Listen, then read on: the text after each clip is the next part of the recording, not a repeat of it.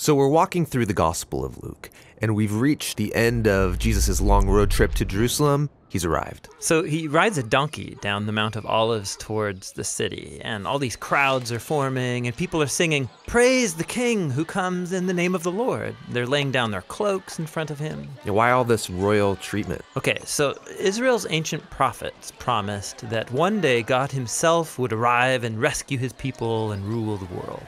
Other times, the prophet spoke about a coming king who would ride into Jerusalem to bring justice and peace. So Jesus is activating all these hopes that he's that king, and everyone's ecstatic. Well, not everybody. The religious leaders, they think Jesus is a threat to their power, and so they're not happy. But even more striking, Jesus himself is distraught. He's actually weeping as he rides. Yeah, why? Well, Jesus can see what is coming. He knows that he won't be accepted as Israel's king, and he knows that Israel will keep going down a destructive path, neglecting the poor, stirring up rebellion against their Roman oppressors, and he knows that it will lead to death. It breaks his heart. And it riles him up. The first thing he does in Jerusalem is march into the temple courts, and he drives out the money changers, disrupting the entire sacrificial system. Yeah, he's staging a prophetic protest, and he stands in the center of the courtyard, shouting out words from Israel's ancient prophets. This is supposed to be a place of worship, but you've made it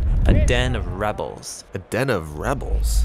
Yeah, he's quoting from the prophet Jeremiah, who stood in this same spot, the center of Israel's religious and political power. And he offered the same critique of Israel's leaders, that they're rebellious and corrupt. And they get the message and start to plan to have him killed. Which is no surprise to Jesus. In fact, he planned that all of this would happen during Passover. This is the Holy Week when Jewish people celebrate their ancient story of how God liberated them from slavery and invited them into a covenant relationship. And so Jesus uses the symbols of Passover to reveal the meaning of his coming death. The broken bread was his broken body, and the wine was his blood that would establish a new covenant relationship between God and Israel. Jesus was going to die for his people and open up a new way forward.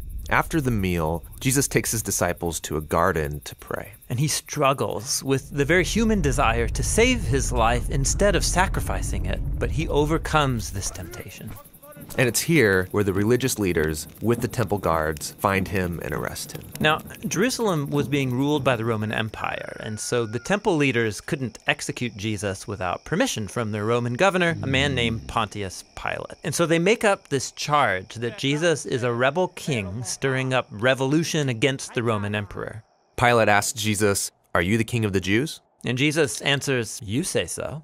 So Pilate can see that Jesus is an innocent man and he doesn't deserve death. But the leaders keep insisting that he is dangerous, so they negotiate a compromise. Pilate will release an actual rebel against Rome, a man named Barabbas, instead of Jesus. And so the innocent is handed over in the place of the guilty. Jesus is taken away with two other accused criminals and nailed to a Roman execution device. And people are mocking him. Hey, if you're the Messianic king, save yourself and us. But Jesus loved his enemies to the very end, offering hope to one of the criminals dying beside him. And he even prayed for his executors. "Father, forgive them. They don't know what they're doing."